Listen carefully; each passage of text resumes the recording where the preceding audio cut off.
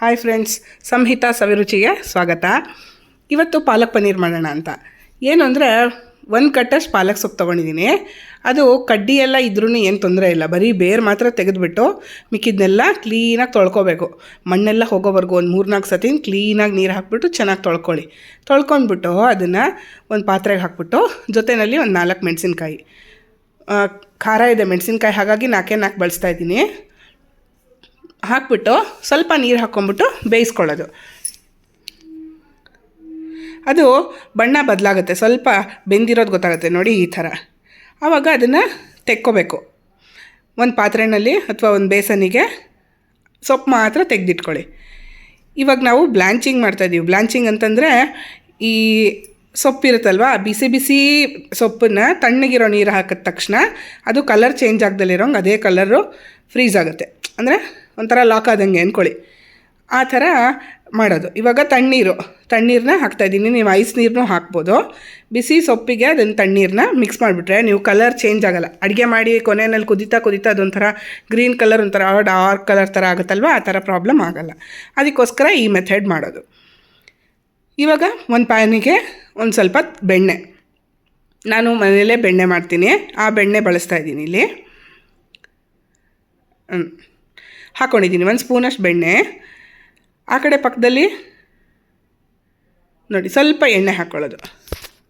ಸೊಪ್ಪು ಬೇಯಿಸಿದ್ನಲ್ವ, ಆ ಪಾತ್ರೆನಲ್ಲಿ ನೀರು ಹಾಗೆ ಇಟ್ಕೊಂಡಿದ್ದೀನಿ. ಒಂದು ಸ್ವಲ್ಪ ಎಣ್ಣೆ ಹಾಕ್ಕೊಂಬಿಟ್ಟು 2 ಕಾದ್ಮೇಲಿಂದ ನೋಡಿ, ಬೆಣ್ಣೆ ಹಾಕಿದ್ರಿಂದ ಅದರಲ್ಲಿ ನೀರಿನ ಅಂಶ ಇರುತ್ತಲ್ವ, ಅದಕ್ಕೆ ಸಿಡಿತಾ ಇದೆ. ಸ್ವಲ್ಪ ದೂರ ನಿಂತ್ಕೊಂಡು ಕೈ ಹುಷಾರು, ಅದು ಚಟಪಟ ಅನ್ನುತ್ತಲ್ವ, ಅವಾಗ ಸ್ವಲ್ಪ ಜೋಪಾನವಾಗಿರಿ. ಆಮೇಲೆ ಜೀರಿಗೆ ಹಾಕ್ಕೊಳ್ಳೋದು. ಸಾಮಾನ್ಯವಾಗಿ ನಾರ್ತ್ ಇಂಡಿಯಾ ಸ್ಟೈಲಲ್ಲಿ ಮಾಡುವಾಗ ಜೀರಿಗೆ ಹಾಕೋದು ವಾಡಿಕೆ. ಅದಕ್ಕೋಸ್ಕರ ನಾನು ಇಲ್ಲಿ ಜೀರಿಗೆನೇ ಹಾಕ್ತಾಯಿದ್ದೀನಿ, 1 ಸ್ಪೂನಷ್ಟು ಜೀರಿಗೆ. ಸಾಸಿವೆ ಹಾಕಿದ್ರೆ ಸೌತ್ ಇಂಡಿಯನ್ ಏನಾದ್ರು ಮಾಡಿದಾರೇನೋ, ಸಾಸಿವೆ ಒಗ್ಗರಣೆ ಹಾಕಿದ್ದಾರೆ ಅನ್ನೋ ಥರ ಅನಿಸ್ಬಿಡುತ್ತೆ ಅಂತಂದ್ಬಿಟ್ಟು. ಆಮೇಲೆ ಈರುಳ್ಳಿ 2 ಈರುಳ್ಳಿ ಹೆಚ್ಕೊಂಡು ಅದನ್ನು ಸ್ವಲ್ಪ ಮೀಡಿಯಮ್ ಸೈಜಾಗಿ ಹೆಚ್ಕೊಳ್ಳೋದು. ತುಂಬ ಸಣ್ಣದಾಗೇನು ಹೆಚ್ಚಬೇಕಾಗಿಲ್ಲ. ನೀವು ಚಪಾತಿ ಜೊತೆನಲ್ಲಿ ತಿನ್ನುವಾಗ ಅದು ಸಿಗೋ ಥರ ಕ್ಲೀನಾಗಿ ಹೆಚ್ಕೊಂಡ್ರೆ ಸಾಕು. ನೋಡಿ, ಅದು ಫ್ರೈ ಆಗಲಿ. ಒಂದು ಅರ್ಧ ಫ್ರೈ ಆದಮೇಲಿಂದ ಟೊಮೆಟೊ, ದೊಡ್ಡ ಸೈಜ್ ಟೊಮೆಟೊ ಇತ್ತು, 1 ಟೊಮೆಟೊ ಬಳಸಿದ್ದೀನಿ. ಟೊಮೆಟೊ ರೇಟ್ ಏನು ಒಂದಿನ ಜಾಸ್ತಿ ಇರುತ್ತೆ, ಒಂದಿನ ಕಮ್ಮಿ ಇರುತ್ತೆ. ಒಂದು ಸೀಸನಲ್ಲಿ ಜಾಸ್ತಿ, ಒಂದು ಸೀಸನಲ್ಲಿ ಕಮ್ಮಿ ಇರುತ್ತೆ. ನಿಮಗೆ ಯಾವ ಸೀಸನಲ್ಲಿ ಸಿಕ್ಕತ್ತೆ ಚೆನ್ನಾಗಿರುತ್ತೆ ಆವಾಗಲೇ ಆರಾಮಾಗಿ ಮಾಡ್ಕೋಬೋದು. ಇಲ್ಲಾಂದರೆ ಕೆಲವ್ರ ಮನೇಲಿ ಟೊಮೆಟೊ ಈರುಳ್ಳಿ ಬಳಸ್ತಾರೆ.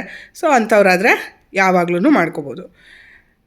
ಅದಲ್ಲಿ ಫ್ರೈ ಆಗ್ತಾ ಇರಲಿ, ಇಲ್ಲಿ ಸೊಪ್ಪು ಹಾಕ್ತಾಯಿದ್ದೀನಿ. ಸೊಪ್ಪು ಮತ್ತು ಮೆಣಸಿನ್ಕಾಯಿ ಬೆಂದಿತ್ತಲ್ವ, ಅದನ್ನು ಹಾಕ್ಕೊಂಡಿದ್ದೀನಿ. ಪಾಲಕ್ ಸೊಪ್ಪು, ಮೆಣಸಿನ್ಕಾಯಿ, ಜೊತೆಯಲ್ಲಿ 1 ಇಂಚಷ್ಟು ಶುಂಠಿದೆಲ್ಲ ಸಿಪ್ಪೆ ಎಲ್ಲ ಸುಲಿದ್ಬಿಟ್ಟು ಹಾಕ್ಕೊಳ್ಳೋದು. ಇದಕ್ಕೆ ಆ್ಯಕ್ಚುಲಿ ಇನ್ನೇನು ಮಸಾಲೆ ಹಾಕೋ ಅವಶ್ಯಕತೆ ಇಲ್ಲ. ಬರೀ ಇಷ್ಟರಲ್ಲೇ ಸಿಂಪಲ್ಲಾಗಿ ತುಂಬ ಟೇಸ್ಟಿಯಾಗಿರೋ ಪಾಲಕ್ ಪನ್ನೀರ್ ರೆಡಿ ಆಗುತ್ತೆ. ನೋಡಿ, ಇದನ್ನು ಮಾತ್ರ ರುಬ್ಬಿ ತಂದಿದ್ದೀನಿ. ಅದು ರುಬ್ಬಿರೋದನ್ನು ಇದಕ್ಕೆ ಹಾಕ್ಕೊಳ್ಳೋದು. ಆಮೇಲೆ ಮಿಕ್ಸಿಗೂ ನೀರು ಸೇರಿಸ್ಬಿಟ್ಟು ಅದನ್ನು ಹಾಕ್ಕೊಳ್ಳೋದು. ಜಾಸ್ತಿ ಗಟ್ಟಿಯಾಗಿ ಇದಾಗಿ ಬೇಕು ಅಂತಂದರೆ ಬೇರೆ ಏನಾದ್ರು ಆ್ಯಡ್ ಮಾಡ್ಕೋಬೋದು, ಹುರ್ಗಡ್ಲೆ ಅದು ಇದು. But palak paneer original taste ಬೇಕು ಅಂತಂದರೆ ಬರೀ ಇಷ್ಟೇ ಐಟಮ್ಸ್ ಹಾಕಿ, ಜಾಸ್ತಿ ಐಟಮ್ಸ್ ಹಾಕೋಕ್ಕೆ ಹೋಗಬೇಡಿ. ತುಂಬ ಸಿಂಪಲ್ಲಾಗಿ ಮೈಲ್ಡಾಗಿ ಸಖತ್ತಾಗುತ್ತೆ. ಆ ಕ್ರೀಮಿಯಾಗಿರುತ್ತೆ ಆ ಪಾಲಕ್ ಪನ್ನೀರು. ಆಹಾ ಯಾಕೆ ಹೇಳ್ತೀರಾ, ಸಖತ್ ಟೇಸ್ಟಿಯಾಗುತ್ತೆ. ನೀವು ಖಂಡಿತ ಈ ರೆಸಿಪಿ ಟ್ರೈ ಮಾಡಲೇಬೇಕು. ಮಾಡಿಬಿಟ್ಟು ನನಗೆ ಕಮೆಂಟಲ್ಲಿ ಹೇಳಿ, ನಿಮ್ಮ ರೆಸಿಪಿ ಚೆನ್ನಾಗಿ ಬಂತು ಬರಲಿಲ್ಲ ಏನಾಯಿತು ಅಂದ್ರೂ ನಂಗೆ ಹೇಳಿ, ಓಕೆನಾ. ನೀರು ಒಂದು ತಕ್ಕನಾಗಿ ನೀರು ಸೇರಿಸ್ಕೊಳ್ಳಿ. ಮತ್ತು ಇನ್ನೊಂದು ಸ್ವಲ್ಪ ಹೊತ್ತು ಕುದಿಸ್ತೀವಿ, ಅದು ಶ್ರಿಂಕ್ ಆಗುತ್ತೆ. ಆದರೂ ತೀರಾ ಅತಿಯಾಗೇನು ನೀರಾಗಿ ಆಗೋದು ಬೇಡ.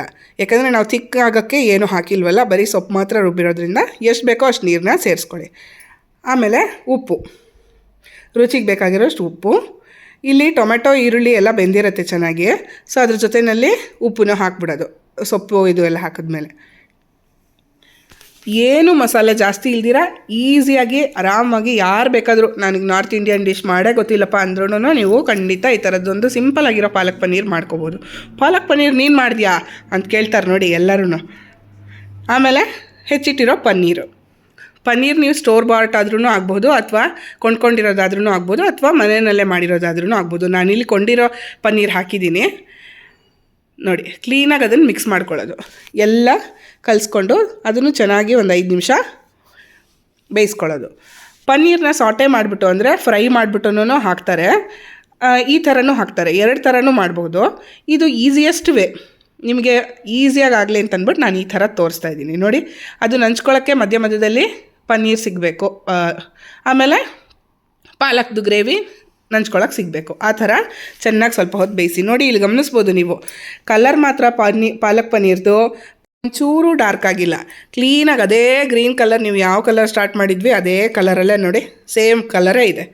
ಇದಕ್ಕೋಸ್ಕರನೇ ನಾವು ಆವಾಗಲೇ ತಣ್ಣೀರು ಹಾಕಬೇಕು ಅಂತ ಮಾಡಿದ್ದು, ಫಸ್ಟ್ಗೆ ತೋರಿಸಿದ್ನಲ್ವ ಅದು. ನೋಡಿ ಚಪಾತಿ ಜೊತೆ, ರೊಟ್ಟಿ ಜೊತೆ, ಅಥವಾ ನಿಮಗೆ ಕುಲ್ಚಾ ಏನು ಮಾಡ್ಕೋತೀರಾ ಅದ್ರ ಜೊತೆಯಲ್ಲಿ ಇದನ್ನು ಖಂಡಿತ ಎಂಜಾಯ್ ಮಾಡಿ.